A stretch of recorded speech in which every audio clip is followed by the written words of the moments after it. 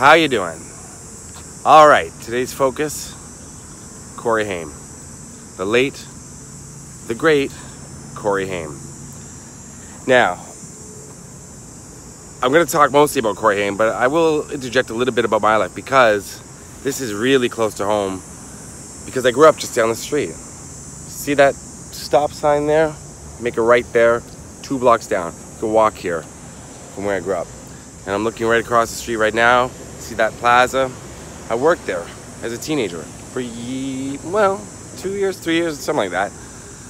Right in that plaza, I can see the store. It was a CD video store. It's not there anymore because digital took over. But yeah, this video is about Corey Haim, and I will interject a little bit about my life because my life kind of intersected with Corey Haim's. I'll explain how. But this is Zion Heights. It says middle school, MS, but it's Zion Heights Junior High to me and to anybody else from this area that grew up around here. Because in Willowdale, where I am right now, which is in Toronto, it's a suburb of Toronto, we call them junior highs. So I was surprised when I drove by here, I haven't seen it for a while, and it says middle school. Junior high. 7, 8, 9. Corey Haim went to this school, grade 7 and grade 8. He did not graduate from here because he left for Hollywood. Lucas made him famous, and he had to leave.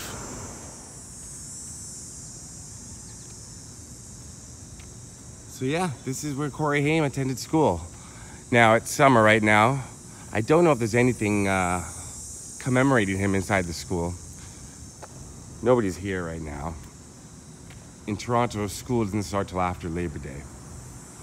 But yeah, Corey Haim attended this school.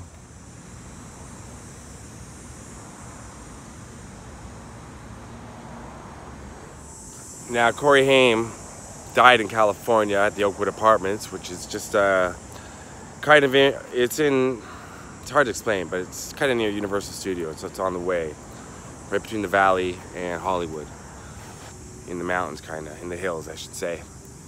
But they brought him back here for his funeral service and to be buried because, well, Toronto is where he's from, and that's where he should be, because we all go back to where we belong, right?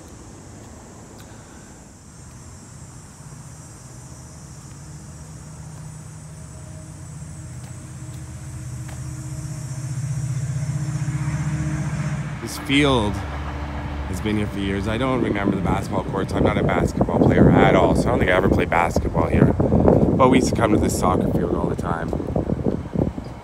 Yep, and there's football things, which, I don't know. I don't see a lot of football. We didn't play a lot of football growing up. We're Canadian. We just play road hockey in the summer and ice hockey in the winter. And Corey Haim loved hockey. Loved hockey. Now, it's funny because this is the school that I would have went to for junior high, but I chose to go to another school. This would be my home school, it's called, because it was in the area I grew up. But I went to a different school because my friends were going to that school. And I didn't want to go to this school. It's a good school. It's a great school. But I wanted to be where my friends were. Now, Corey Haim's older than me, but everybody who grew up in Toronto, especially this area, knew who Corey Haim was. And there's a misconception that he grew up in Thornhill, which is that way. About 20 minutes, about 20 minutes north that way. No, he lived right in this area in Willowdale. My sister knew him and his older sister. I called her to find out where the house is. She couldn't remember. She said she'd remember if she saw it. So, she lives far. I can't get her here. But it's one of the houses around this area, and there are a million of them. But later in life, I have VHS copies of Lost Boys, License to Drive, Dream a Little Dream, but Lost Boys and License to Drive, especially Lost Boys, were everything to me. All I wanted to be was Corey Haim. Every guy wanted to be Corey Haim, and every girl wanted Corey Haim. And maybe a lot of guys wanted Corey Haim. Corey Haim was very, very cool in the late 80s. And you know what? Not just late 80s. Corey Haim's eternally cool. Let's say that. Sad, unfortunate ending. Now, he came back to Toronto a lot after kind of his I don't want to call it a downfall. I hate saying something like that, but I mean, his career took a bit of a nosedive, and he did have addiction problems. He struggled with addiction, but he was back in Toronto. My friend Chad knew him. My friend Vula knew him. We used to hang out at a bar called Shark City, a place I had gone to a lot, but I never got. My friend went to a viewing party of the two Coreys with him and his mother, a good close friend of mine, and told me about it the day after. And I was like, why wouldn't you tell me that? Chad. Anyway, so yeah, Corey Haim grew up really, really close to me, but he was already gone to Hollywood by the time I was watching his, well, by the time I was cognizant of the fact that he grew up around this area. I didn't know that at the time. And then once he became famous, of course I knew, and everything was just very exciting because Corey Haim was from the same area. What? So this video, yeah, now I'm talking about myself a lot, but no, it's about Corey Haim. I'm going to show you, I'm going to go to the grave now where he is buried. I've been out there a few times before. It's a beautiful, beautiful spot. And I'm going to stop by the chapel where his funeral was held. I wasn't going to. Now I thought it may be a little too morbid, but it's part of the journey and it's on the way. And less people, big Corey Haim fans, see a little more, kind of up close. And I don't know, I struggle sometimes with it, what to show, what not to show when it comes to like a grave video or something about the death of someone. So I hope it's all in good taste. But I want to say to my regular watchers, the people that watch my channel a lot, subscribers, and I'm getting a nice core group of people that watch a lot. I promise my next few videos are going to be a little more lighthearted from Toronto, showing my hometown before I'm back on the road. And a special message to Mandy in England. I know you're not doing well. You're sick. Your illness is bringing you down a bit. Get well soon. Thinking of you. Get well soon, Mandy. All right, so now we're gonna leave Zion Heights Middle School and we're gonna drive to the Memorial Chapel and then to Corey Haim's grave. Okay? And after this video is over, I think what you should do is you should watch Lost Boys. Then License to Drive. And Lucas. And then you'll be tired, and then tomorrow, dream a little dream. All right, let's go on the road. Let's get going.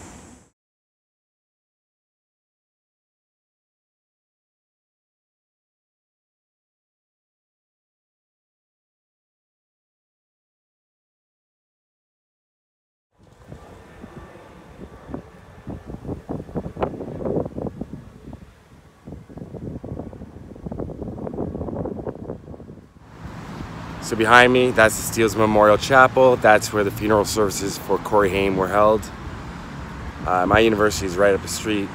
Passed this place a million times. Right here is where Corey Haim was eulogized. And now we're gonna go show you, me, where he's laid to rest. Okay, let's go.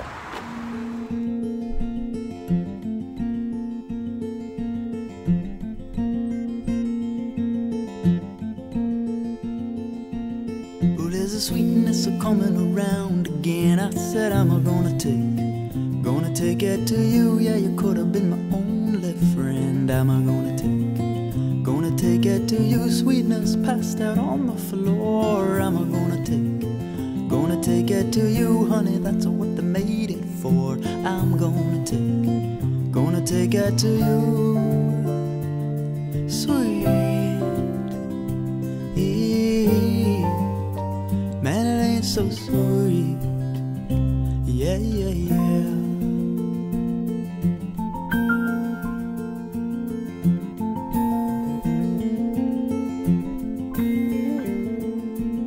Do you remember how it felt so wrong? I said I'm gonna take it to you, and we didn't even last that long. I'm gonna take it to you. Maybe I was just spread too thin. I'm gonna take it to you, and I kissed a little different then. I'm gonna take it to you.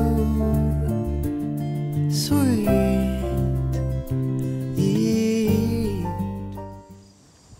So here I am at the cemetery now.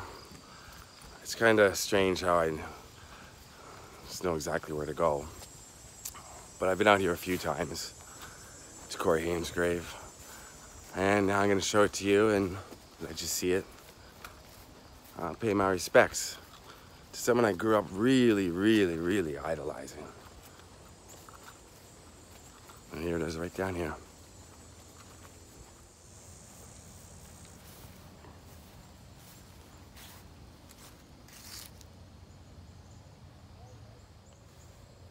There's a bench here in loving memory of Corey Ian Haim, one of the most loving, giving, and talented people that ever walked this earth. You will be missed.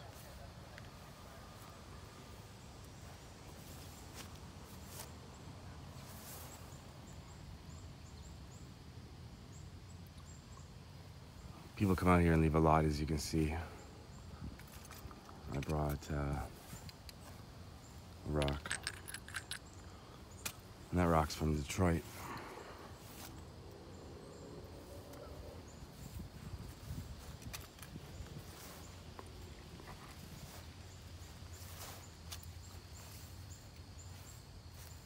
Beautiful surroundings.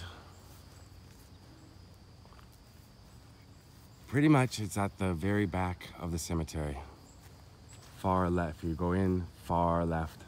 It's the last grave at the end.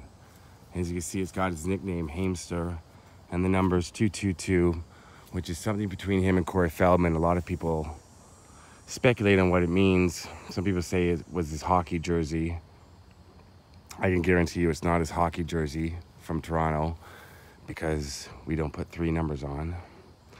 Some people say it has to do with numbers, astrology, the occult, things like that. I don't believe that either. But 222, I think it has something to do with, they say that 222 was Corey Haim's favorite number, 22 was Corey Feldman's favorite number.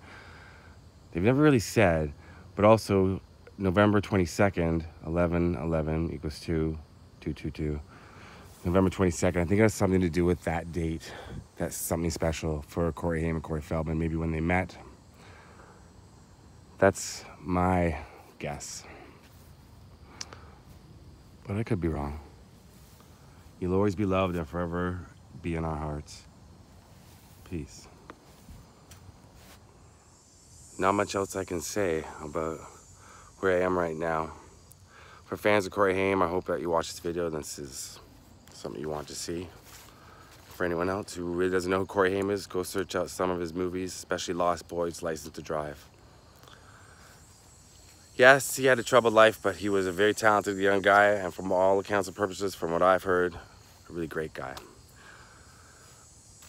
And for those that judge, I'm not a Bible thumper, but one passage I like to live by is, let he who casts the first stone. Right? Corey Haim. Right here. All right. That's it for this video. Peace out. Much love to Corey Haim. Take it easy.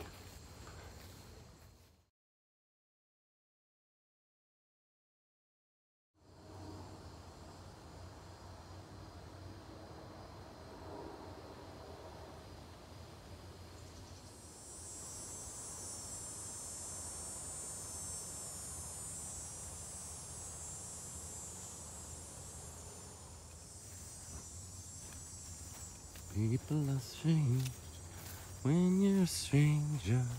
Faces look ugly when you're alone. Women seem wicked when you're unwanted. Streets are uneven when you're down.